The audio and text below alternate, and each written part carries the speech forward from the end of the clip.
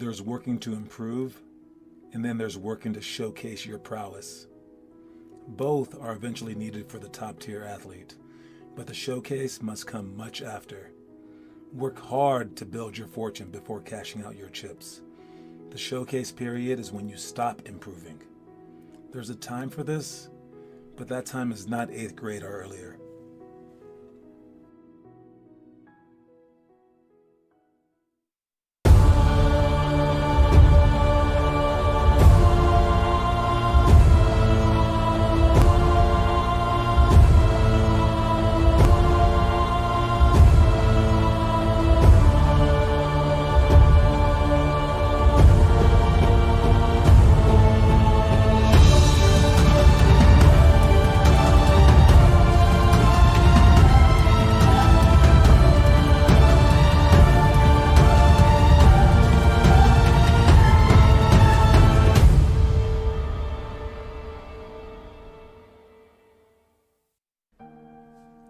Imagine the toughest game atmosphere. Now imagine if that was the only basketball you ever knew. Like growing up in New York, you'd either be forced to quit or adapt. So be grateful for the times that are too hard to handle, and seek to have as many of those moments as you can find.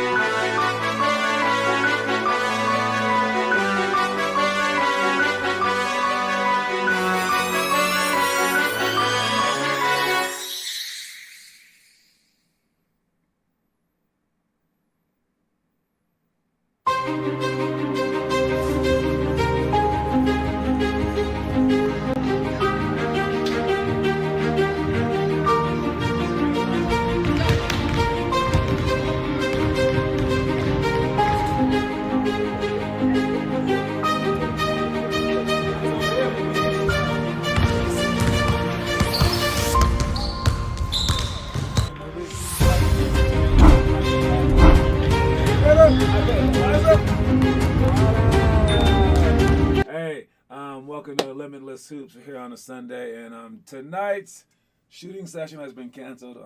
Warned you guys, but yes, I think that this is maybe the better of the two options. We used to have it at 7 a.m. Now we have it at 7 p.m. And not that many people were coming to the 7 a.m. I think we had like Connor, Aiden. That was like it, right? So we moved it to 7 p.m. Now we have a whole bunch of people coming, like more than 10 usually, if not like 20 sometimes for the open gym. So, it is what it is. So the reason that we can't do it at any time between 7 and 7 is because if we had it like, let's say 2 p.m. or 3 p.m., we would be paying them like $70 for the gym. But then someone would want to do like a tournament in there. When they do tournaments, they want like straight hours. They want like the entire like time. And for the gym, they need to make money. So of course they want these big groups in. They would love them to come in like a year in advance, but that's not the case. People try to run tournaments like a week or two in advance. So what I thought was they never want the gym at 7 a.m. They might want it all the way up until 9 o'clock at night though. So I figured at 7 a.m. we could always have the gym, which was true. But no one wanted to wake up early. So we switched it to 7 p.m. That's a fairly late time. Most volleyball tournaments, basketball tournaments don't last that long. Most. But occasionally they do, and when they do, we get kicked out. So this time it was extremely at the last second, which they apologized for. All right, but they are, again, desperate to make money. And in the end, I want to make them money with our league idea. And again, I'm drawing up some plans for it. Haven't shown any of these plans yet, but it goes like this, and this is going to be called Limitless Hoops. It'll be in Aurora, Broomfield, Centennial, and Denver. All right, I'll make all these pages work soon, but it'll include our live stream on there, challenges, and it's basically what we're doing right now. But we're gonna be one of the 4 teams in Broomfield. I'm gonna create 3 other teams in Broomfield. All right, they won't all be called Stars. They'll be called something else. All right, we'll have different mascots or whatever, and then we'll create it in Aurora, Centennial, and Denver as well. And they'll be doing things as we do them. All right, and we're gonna try to like trick, like, you know, not trick, but like try to convince the best athletes to do it as well by giving them free apartments or scholarships. And we only have it available for so many with a certain price. So we're gonna go up with the prices. And then we're going to try to go through all these phases to start up as fast as we possibly can. My hope is within like a year and a half, 2 years. But in the meantime, we will be slowly growing. As we're slowly growing, hopefully some of these players can help me film all the drills, and we can perfect things on that end, make all our yearly tournaments even better. All right, so that's how we're going to grow in that regard. So heads up for that. And speaking of yesterday, with the open gym, we did have it in the gym that day. We weren't kicked out during that 7 o'clock hour. All right. And we had 4 teams worth of 5 people, okay? And we had a few adults there. And I want to speak into one who's Zach's mom's boyfriend, all right? And I basically told him, you got to play harder. And he goes, yeah, but they're kids. And I was like, dude, that's the whole point of letting the adults play. I want the adults to kick the kids' butts. And I want you guys to 10 years from now, appreciate it. You're not going to appreciate it right now with an adult just being stronger than you and just picking the ball from you every single time. But you're going to appreciate it when we get to games in the summer, games in the spring, or just in your overall career when you're a freaking pro because of it. If you guys can stand that, then you guys will like be a lot better. But with the adults taking it easy on you guys, they might as well be no one out there. All right? And it should be offensive to have someone take it easy on you. And you guys just go, oh, good enough, thank God. All right? And that's the normal response, but you shouldn't be like that. All right, what's up, Connor Rush? Hey, Noah Masseth. All right, so when these adults take it easy on you, you know what I recommend is to do what Kobe Bryant would do, right? Like you go at them. You get offended by them not going hard, all right? But you know what? Let's just say someone not as crazy as Kobe, because we're all like, oh, I can't be Kobe. How about Katie Cronin? I think that was her last name. Definitely Katie. All right, but yeah, Katie Cronin from Colorado State. Not only is she a great basketball player, she was like an All-American basketball player. An All-American, yes, a girl basketball player, but an All-American. All right, so she obviously has some heart, right? More than most of you guys might ever have, but again, something to aspire to. All right, she was a senior, and I was a freshman at Colorado State. And she was pretty, okay? So she asked me to play her one-on-one. And I have won and never lost a game of one-on-one to any man ever. And now in my lifetime, since then, I've lost 3 times. All right, but before then, I had never lost to anyone ever. And I also had never beat a girl or a woman. I never lost any man or boy, but I never beat a girl or a woman because I just let them win because I thought it was like cute. I was taking it easy on them, and I was like, girls aren't good. So she asked me to play her one-on-one. Just out of the blue. I didn't tell her any of this. She said, yeah, you want to play one-on-one? Because we were both shooting in the gym. And I was like, oh, yeah, sure. Then she goes, okay, cool. And she took the ball, underhand, and she threw it into my chest and said, and play me for reals. Like that. And I was like, what the hell did you just say to me? And I kicked the crap out of her. All right? And she was like, thanks for the game afterwards. And I was like, whoa, that's a serious person. And I wrote her on Facebook, and like just like maybe like a few months ago, and I told her that I'm starting to tell the kids that story, and then she remembers it and stuff, and she's like, oh no, yeah, I did that to everyone or whatever, but she's like, yeah, that's just who I've always been. And if you guys can't do that, if you guys see an adult out there taking it easy on you, I'm not saying to hit them in the chest with the ball. That's kind of disrespectful, but maybe do it if they don't react the first time. But know that if you play them softly and you're like back off them, or you're like trembling, or like you're too scared to go into them on offense, that's why they're doing that to you. So it's your behavior. So one thing that you could do besides throw the ball into their chest, throw your elbow into their chest, D them up, talk some crap, try to take the ball from them, dive on the ground for loose balls. Go so hard. That they know that they have to play you at full speed. Because they now think that you are something special. Because I asked Zach's mom's boyfriend, I said, if you were playing against Kobe Bryant and he was too small, when he was 14, he used to play against adults all the time, would you have taken it easy on him? Even though you could beat him, would you have taken it easy on him? And he's like, nah, because he's Kobe Bryant. So mainly what they're saying is, you're not tough. And they don't want to break you. They think they're going to break you. So please take offense. I was telling our team to let the kids on your team shoot, leave them open. But hey, they eventually made some buckets. Now you can do it as a strategy. I'm okay with that. If it's a strategy, it is what it is. But no, I go after you guys every single second. Like if you shoot a shot over me, I'm blocking a shot. I'm gonna block every single time. If I can steal the ball from you, I'm gonna steal it from you, so that maybe one day you know that you can beat me. You're not gonna accidentally beat me because I was taking it easy on you. Nah, if you beat me, man. Like you totally deserve it. But with everyone else, they're just like you never know with them.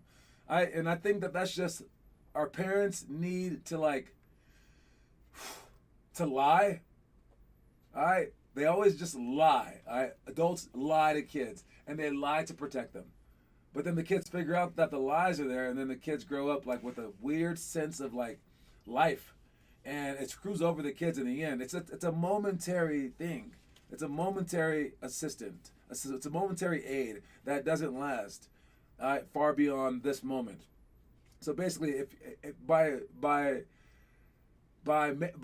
ensuring that the kid doesn't cry today, you've caused him to cry for the next 50 years. And if you can bring out those tears today by giving him a genuine effort, you're gonna give him reason to not have tears in the future. That's what I believe. All right, so if the parents come, please step it up. You go at these little kids and beat them, so then we can have two baskets: kids that want to play against the adults, and kids that don't. All right, go to the little kid table and play over there if you don't want to play with the adults. And we're gonna create something that, again, not that many clubs have. All right, not that many clubs have tough basketball like that. All right, let's see. So again, no Sunday shooting, and then we also have on March 12th, so next Saturday, we have our intro party. All right, so where we're gonna be filming your guys' elite team intros. Okay, so I'll just have you guys like be on a green screen. I do have some ideas, and these are the ones that I'm probably gonna go with. I'm gonna go with the high school players. I'm gonna have you guys turn your back to the camera and have like your name showing, or your number, and then you're gonna turn around, just make it like real cool, real dark, and then it's gonna be like fog around you, or something like that. All right. For the middle school, I'm gonna do the diagonal split with your name. So like the diagonal split goes like that, where half your name's coming in from this side and then this side, and then like with you guys like dancing in the middle or like dribbling the ball or something like that. And then for the elementary, I'm gonna have your names crash and change the scene. All right, so then we can include the players that can't be there. So I'm gonna film them beforehand and just like get a little bit of footage from each player. And make it more like a sitcom, like at the beginning of sitcoms where they say like, "Oh, and this person's in the show too. This person's in the show too," like that. All right, those are my ideas. What's up? Sorry I'm late. What's up, Sean? I mean, they kept leaving me open, bro. Oh, I kept leaving you open. We had to gamble somewhere. I got to try to guard 5 people at the same time. Whenever I have my team full of 3rd through 6th graders, I have to try to win somehow. Strategy, but you hit it, but you knocked him down. Yo, Randy was killing it. He was killing it. All right. All right, let's start. We got our quote of the day. Quote of the day is stay hungry. Now, this does not mean to starve yourself, okay? Stop thinking those stupid thoughts, guys. Dang. That's not what stay hungry means. I'm not telling you to become the skinniest person alive, Sean Amin. All right, it's Connor Rush. Well, everyone in our program. Most people in our program. But yeah, stay hungry is obviously about like basketball and about like trying your hardest, okay? And no matter how much positive you get from people, you got to keep going, keep wanting to get better, keep wanting to improve. All right, and some people brought up with LeBron's last game when he scored 56. They're like, dude, he's really improving his outside shooting, and that's a testament to who he is, because he wasn't a great shooter before. Now he is, but he was already like considered like one of the greatest players of all time. So that means between that time, he decided, okay, people say I'm one of the greatest players of all time. My entire career is made. I'm a Hall of Famer. You know what I'm going to do? Work really, really hard on something new. How many people do that? Steph Curry did it after his first MVP run. He broke all the records. He was amazing, best shooter of all time. And he goes, nope, I'm going to become better. And he knocked that record out the park. We thought that was the end-all, be-all in terms of like how great a shooter can be. And he almost like freaking doubled his efforts. All right? It's so hard once you get success to want to become better and to stay hungry. It's so hard because just like real life, when you eat food, it's hard to be like, yo, I can still eat. And that's what you have to do when you want to become great at basketball, because like we said yesterday, man, there's a player out there somewhere in some part of the world who's working harder than you. And if it's like just most of you guys, that kid is probably like on our team. That kid's probably like in your school who works harder than you. Chances are you're not the hardest worker in your school or even class. Or heck, even the desk that you sit at, the general area. Some of you guys aren't the hardest worker within 5 feet of you. So there's going to be someone better. There's going to be someone who's a harder worker. But even if you are the hardest worker in America, there's someone harder working in the world. And you got to stay hungry for that fact, because you're going to pass by that person, and you're going to face that person someday, hopefully at least. LeBron is in top 10 in my opinion. Super team. Coach, I eat a fridge a day. I'm sure you do, Sean. Let me see. LeBron being top 10 in the NBA right now. I know he's definitely not first, but it's hard to see that. Again, like I say about Steph Curry and Damian Lillard, it's hard to see when you don't have like the correct pieces, you're not on the right team. But I've been saying this for about 2 years. LeBron is notched down. Kevin Durant has been the best player in the entire world for the last like 2 or 3 years. But when the Lakers won their championship, no one noticed. I'm sorry, but like, you know, beside when he was injured, of course. But like when Kevin Durant doesn't win the championship, everyone thinks that he's not the greatest. I don't care if Kevin Durant's team is in last place. He's the best player in the world. Steph Curry is not better than Kevin Durant, mostly because of height. All right? And Damian Lillard is not that much worse than Steph Curry, if he is at all. It depends on the team that you have. Don't get fooled by that stuff. But with that said, LeBron may not be the best, but top 10? Yeah. Like, yeah, there's not more than 9 players that you could remove from their team and add LeBron, and their team wouldn't get better. You could say that about, like, he wouldn't make the Bucks better, so Giannis is better. It's a toss-up between him and Steph Curry. because I think he would help the Warriors out a lot. But Steph helps them a lot too in different ways. It's a tough one, but no, he's definitely still in the top 10. But probably like, I don't know, 8, 9. Yeah, 9. I would take 9 other players before. No, maybe it's tough. 8. Oh man, definitely 5. Definitely five better players, but not 10. I don't know, somewhere in the middle. Top 10 all time. Oh, top 10 all time. Oh, again, we already had a huge discussion about that, and it's all about how you want to talk about the discussion. Is it about how great they are, like in terms of legacy, how good they are in terms of skill, or how dominant they were? And if you're talking about skill, LeBron isn't in the top 100. LeBron's skill is not that amazing. He does not cross over as well. He doesn't shoot fadeaways as well. Blah, blah, blah, blah. But Shaquille O'Neal's skill isn't that good either. And if you're talking about just skill, Allen Iverson and Kobe Bryant are on the same level as Michael Jordan. If you're just talking about skill.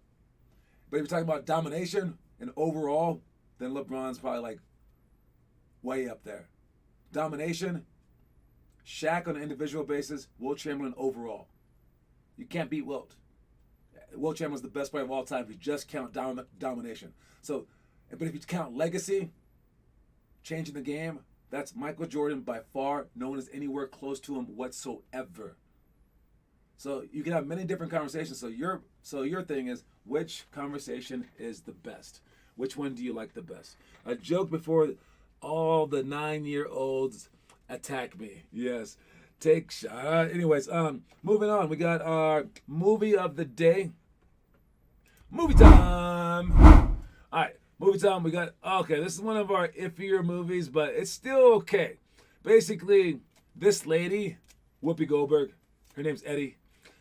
She is a trash talker in New York, and the coach of New York basically just like quits. And they invite her down because she talks so much trash to like coach a game or something like that. I don't know. And she does it and they like win. So then she gets the actual coaching job. It's like a marketing trick. But then they start to like win because of it or something like that. Yeah. It's a really dorky movie, but it's fun. But it's the 5th grade movie of the day. If I had to give Eddie a number of stars, oh crap. Out of 50 stars, the movie Eddie, 20.5 stars. 20.5 stars for Eddie. I mean, there were parts that were cool. There were actually some NBA players in the movie too. But yeah, it is dorky. I mean, I watched the whole thing. I didn't turn it off. I gotta say that much. So yeah, that's that. Ray Allen at 2. All right. So yes, moving on from the movie Eddie, we got our middle school workout. This is something we will be doing tomorrow. All right, you got pick and roll, pass the roll. We talked all about our pick and roll stuff yesterday. That stuff is fantastic. Great job with that stuff, you guys. The weak show with no help, it's a pick and roll. Weekend ball pounds, bluff and recover. Help side to close out, quick shots, fast break, post seal. All right, and the hardest one, or the one that I really want you guys to focus on, is the bluff and recover one. All right, when you do bluff and recover, make sure that it looks like this. Give me some strategy on my board. All right. So basically, when someone drives, let's say that the ball's right here, and this guy drives right here. All right. If you're guarding him, you're guarding the ball, and this guy's guarding this guy right here in the corner. You have to make sure that when he drives, and he's going around your man like this, you don't come over here and help. Do not come over there and help. You stay here with your man. You stay here. You can pretend to help real quick, like boom, and come back. Just pretend. It's a bluff. You pretend. You're not going. You just open up your body, show real quick, and then you run back. You're not going no matter what. Because this help from this guy, it has to come from whoever's guarding this guy. So it has to come from this guy's help. He should be here in the middle anyways. All right. So this guy has to come over. If he doesn't come over, heck, and this guy scores, it is not your fault. It is not your fault, okay? Because again, there's other players on the court. All right? There's many other players on the court. All right? Not so many other players on the court, but there's many other players on the court. So all these guys are here. And when this guy drives around his man, he has to help here. He has to cover down. and he has to get center field. All right, but you just stay there. What happens when he starts to drive? If this guy stays his man, this guy stays his man, and this guy never helps, is this: when you come over, okay, great, but now what happens when he kicks out? Who helps you? You're still the closest person to help yourself. None of these people can get over here that fast. All right, so you can't put yourself in that position. The help must come from this side, because now this guy's so close to helping out. All right, so understand, when someone drives strong side, we bluff and recover. We do not fully help. You do not fully help. You do not fully help. Got it? All right. Anyways, hope you guys really understood that. If you guys don't understand that, I get you're just like most high school teams. No one really talks about that stuff until college, anyways. But know that you can get a step ahead by doing this kind of stuff. Trivia for the day.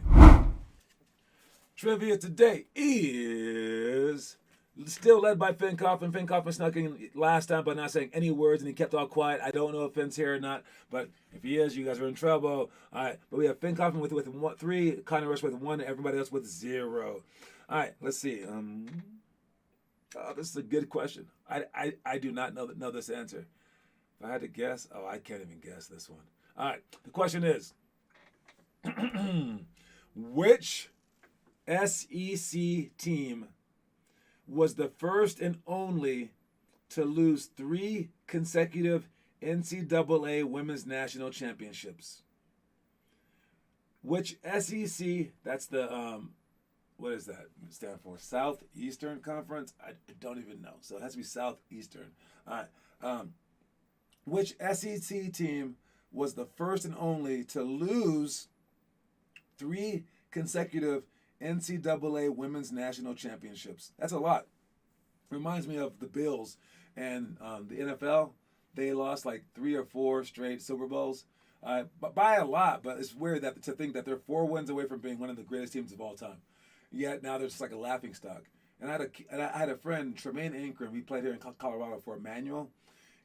He lost 2 state championships in basketball, and he lost 4 state championships in football. So during his 4 years, he lost 6 straight state championships. But he went on to USC and led the entire Pacific whatever and rebounding. So yes, the answer. Let's see, what is it? Not even Google knows. Not even Google knows. You're going with South Carolina. Man, you're not right.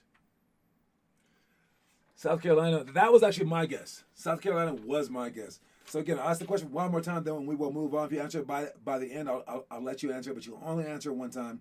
Which SEC team was the first and only to lose 3 consecutive NCAA Women's Championships? I know whenever Finn answers, you guys are always like, oh, I was a second away from answering that. Now that Finn's not here, all of a sudden y'all don't know again, even with Google. I don't know. Tennessee's a very nice guess as well. There's only so many teams in the SEC, guys. So you might want to look up a list of them. But yes, which SEC team was the first and only to lose 3 consecutive NCAA Women's National Championships? Get on there. UConn. You know, UConn is a team. UConn is a women's team that would make it to the NCAA, so I appreciate that guess. They didn't lose very, very many, though. 3 straight. The team that this team lost to was Louisiana Tech, Tennessee, and Stanford. So Tennessee was one of the teams to beat this team of the 3 consecutive. Man, 3 consecutive. That is tough. That is tough. All right, moving on to the story of the day. You can do anything as long as you have the passion, the drive, the focus, and the support.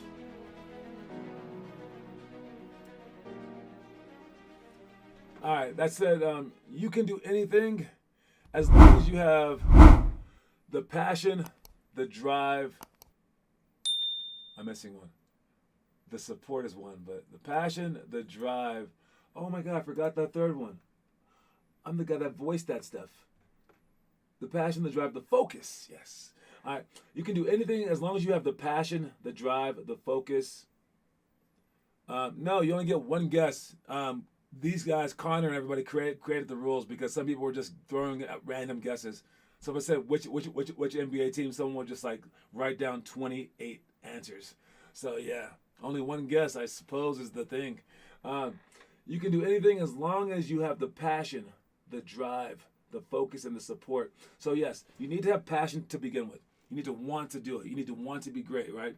Then you need to have the drive. That means like actually actuating yourself and doing the actions it takes to become great. All right, so like going out there and like putting in the hours, right? That's the drive. You also have to have the focus to make sure that you're doing the correct things, to make sure that you're not going off base and like getting tired and stuff like that. So you're focused and where you harness all of your energy. And then you have to have the support. So yes, you need other people to help you. You can't do it by yourself. You don't have people driving you, coaches taking care of you, maybe other friends like helping you out, like rebounding, stuff like that. You need the support. So be kind to people that you meet as well. So you need all those things to you can do. But once you have all those things in place, the passion, the drive, the focus, and the support, you literally can do anything in this entire world. All right. So make sure that you guys have those things in place and make sure that you do the best that you can in life so that you can, reach all your dreams. All right, stuff that we went over last time, elementary, or that we're going over next time. Sorry, for our Wednesday is the divine drill. Just as a heads up, 1-on-1 with personal rules, indirect Euro step, Kyrie spin to J's coming up here on Wednesday. Hurdle layups, the 180 side or fake handoff, and then the stuff that we did last time with the quick assessment was the half court game. That went pretty well. Make 20 scissor J's in 3 minutes. Ball pickup layup, juke straps, hurdles, and jingle bells. The jingle bells is always fun. You guys jumping up to try to get those things. That went well. The hurdles, I like the hurdles a lot because it gets all the jumps that we need up and in. Then let's see. Lastly, we got let's go with our homework. Let's check out who's been posting homework. Connor Rush up there. Hunter Elliott is on the board. Oh, Hunter. Oh, yeah, Hunter, you did it, baby. Hunter said he wouldn't do it. Hunter's not the last one to not do it. White Ingles, I see you, man. Derek Valdez, especially in the offhand and strong hand shots. Noah Mass at the 2-ball dribbles. Great job, you guys. Oh, man, but I'm hyped about Hunter. Hunter taking care of business. Taking care of business. All right, great job, Hunter. For the picture of the day, who do we have? Oh, we got Jason Tatum. All right, so since I always heard this and it helped me out, man, this was the game after. But the last 2 games, he's been killing it, I believe, right? But I think the game before this, or maybe this game, I'm not quite sure, it was his birthday. And he had an enormous game on his birthday. Anyone who grew up in my era would know that this is no big deal. When you have a birthday game, dude, your birthday practice, you are on fire. And if you remember back to when your birthday was and you're like, I wasn't on fire, that's because you didn't know about this, okay? Trust me. When you have a birthday game, man, you were on fire. So if you didn't know it, now you know it. And that's why Jason Tatum has been on fire lately, because it was his birthday. When it's your special day, you have all the confidence in the world. Hey, you jack those shots up and you go for it. So that was just a public service announcement for anyone out there who's about to have a birthday. Congratulations. All right, to finish up, we got, again, March 12th is our intro party. March 19th is our next basketball tournament. And it is all green. So it is, wear green, and you get in the gym for free, so make sure that the parents know that. And it is our St. Patrick's Day tournament. All right, we will let you know the schedules probably the day before, or 2 days before, I have no idea. But that's when we'll be playing again, so make sure you guys show up to practices, make sure you guys show up to workouts, so we can be on fire for that weekend. All right, and let's not forget, Jason took it personal with Kyrie.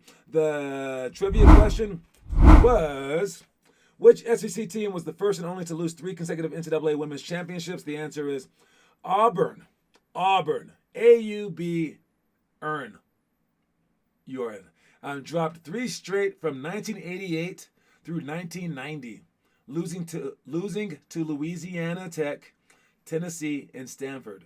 They have yet to win their first title. Sad.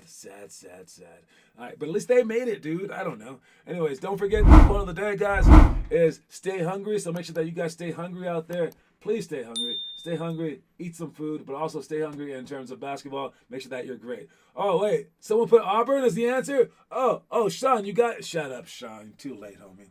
All right. Talk to y'all later. Reese's Pieces, homies. Out.